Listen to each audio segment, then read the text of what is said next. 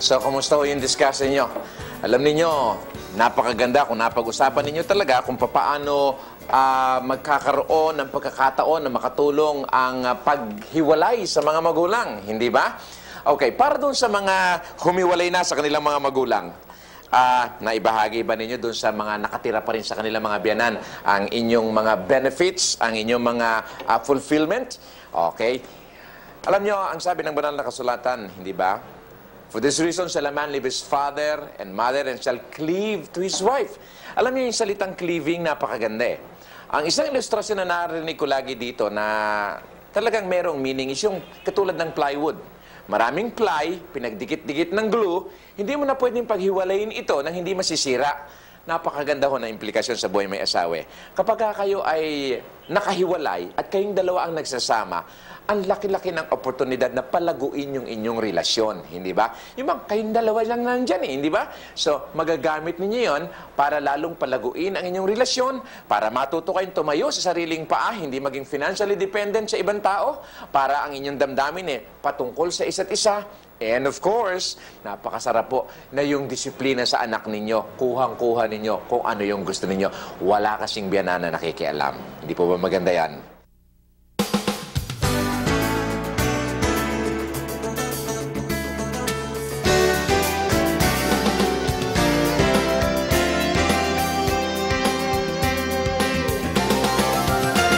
Natandaan ninyo, sinabi natin yung tatlo. Una, marriage is sacred. Marriage is permanent. And then itong katatapos lamang natin, marriage is a separation or cutting off the umbilical cord. So nakita natin, dito, napakatalino ng Diyos, ginawa niya ang utos na ito upang huwag magkaroon ng problema sa relasyon sa mga in-laws. Ngayon, patungo tayo doon sa pang-apat. Marriage is a unity. Dito sa ating pag-aaral, ay gusto kong makita natin yung sinasabi sa banal na kasulatan. For this reason, shall a man leave his father and mother and shall cleave to his wife. Katulad ng sinabi ko kanina, ang cleaving ay talaga namang parang plywood na pinagdikit-dikit ng glue at hindi na pwedeng paghiwalayin. Nakatutuwang isipin na ang lalaki at ang babae ay nilalang ng Diyos na magkakaiba. There are a lot of differences between a man and a woman. O, kayo mag-asawa, sige nga, sabihin nyo nga, ano yung kaibahan nyo? O, sabi ni Mr. si Mrs. daw mataba. Okay, hindi yun ang kaibahan na sinasabi natin. Halimbawa, o, hindi ba ang mga kalalakihan, pag nag-iisip, yung bang malalaking bagay? Ang mga misis, kung mag-isip, maliliit at saka madetalyeng mga bagay. Halimbawa, illustrate natin. Si Mr. halimbawa, a-attend kayo ng isang okasyon na ang panauhing pandangal, presidente ng Republika ng Pilipinas.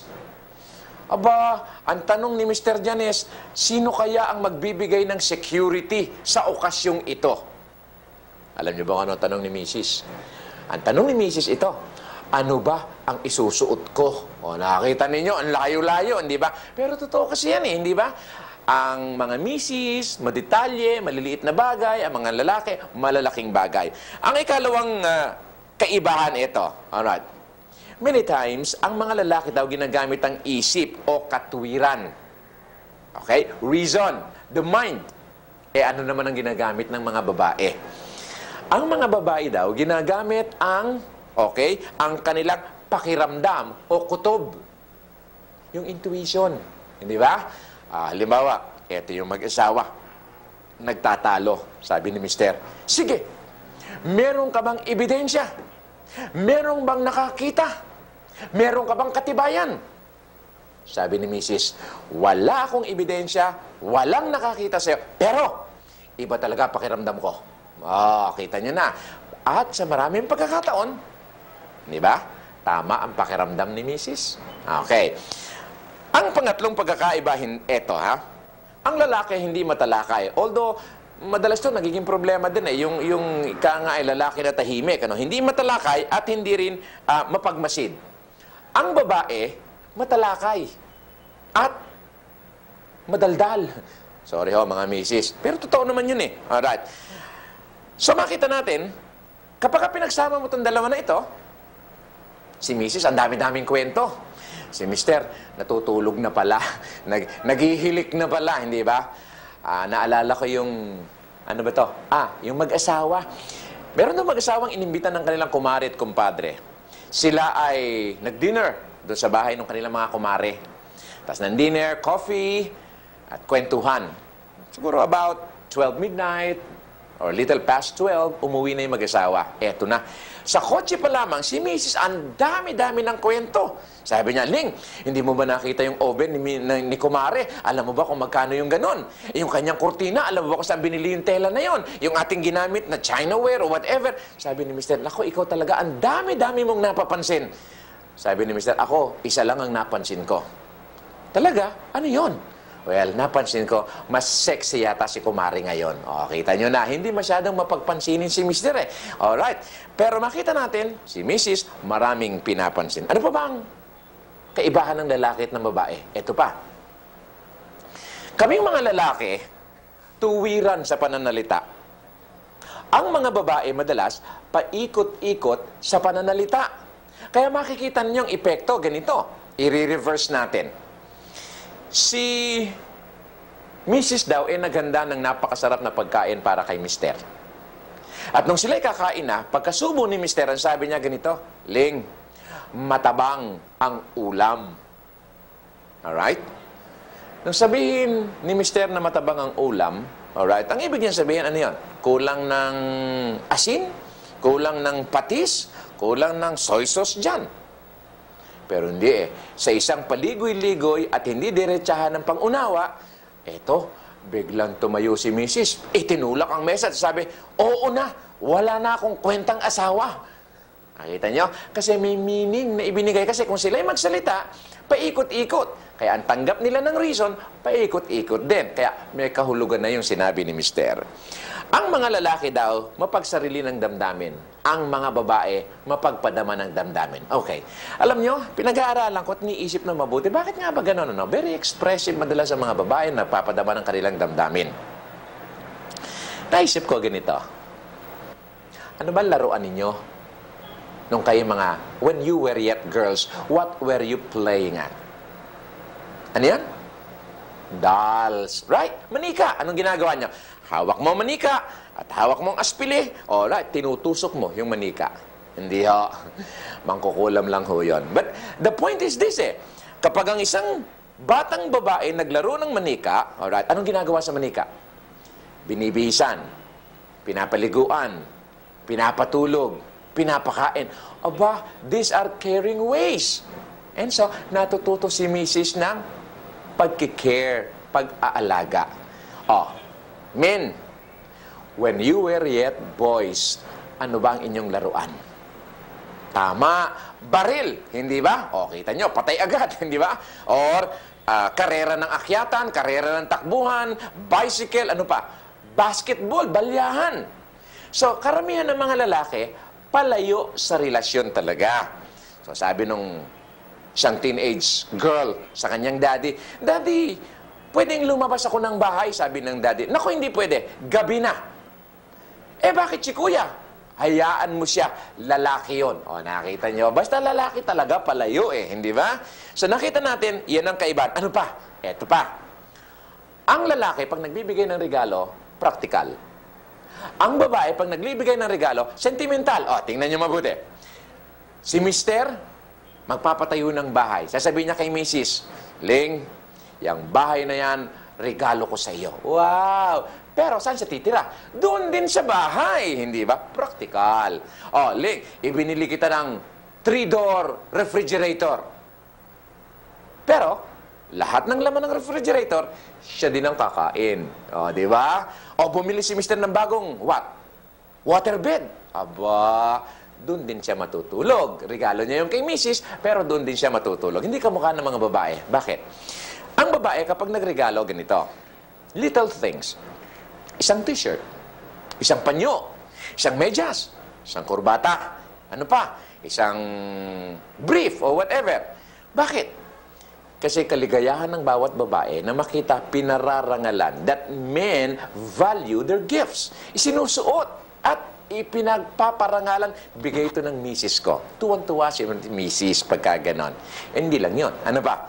Kasi pag nag-away, sasabihin ni misis, bigay ko lahat yan, suot mo, hubarin mo yan. Okay, sa panalo siya. Biro lang ho yan. Okay. And then lastly, ano pa? Ang mga lalaki, alright, ang kanilang kahinaan, discouragement. Akala ninyo, lalaki, mas magaling magdala ng problema. No. Mas magaling magdala ng problema ang babae. Kasi ang lalaki madaling ma-discourage. On the other hand, ang babae naman ay madaling malungkot. Okay, so, marami pa pero wala na tayong sapat na panahon. Sa ating pagmamasid, sa kaibahang ito ng lalaki at ng babae, isang bagay ang gusto kong sabihin sa inyo.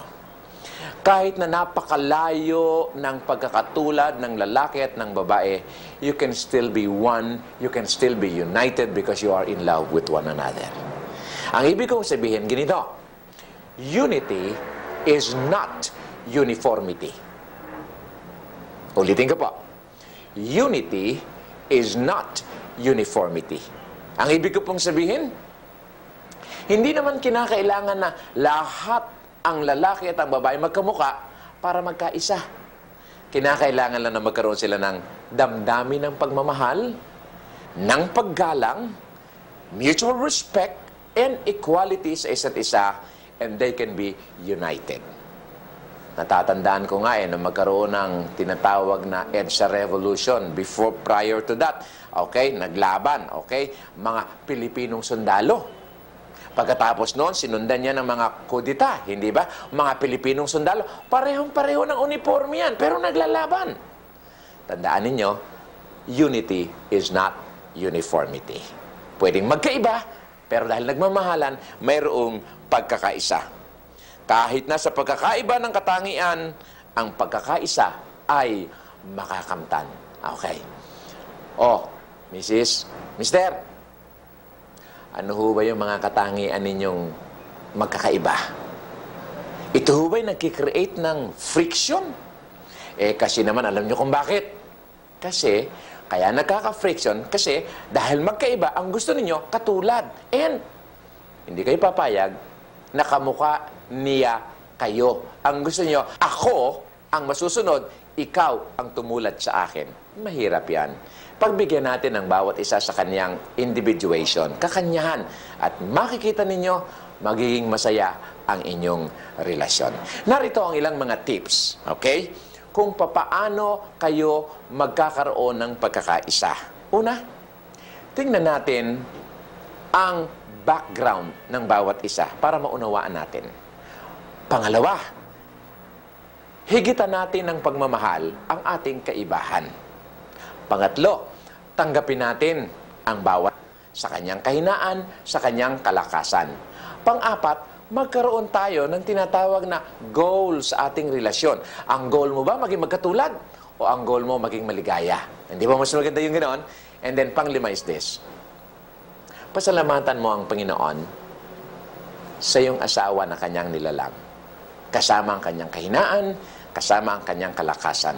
Both with the weaknesses and strength, nilalangin ng Diyos para makasama mo habang buhay.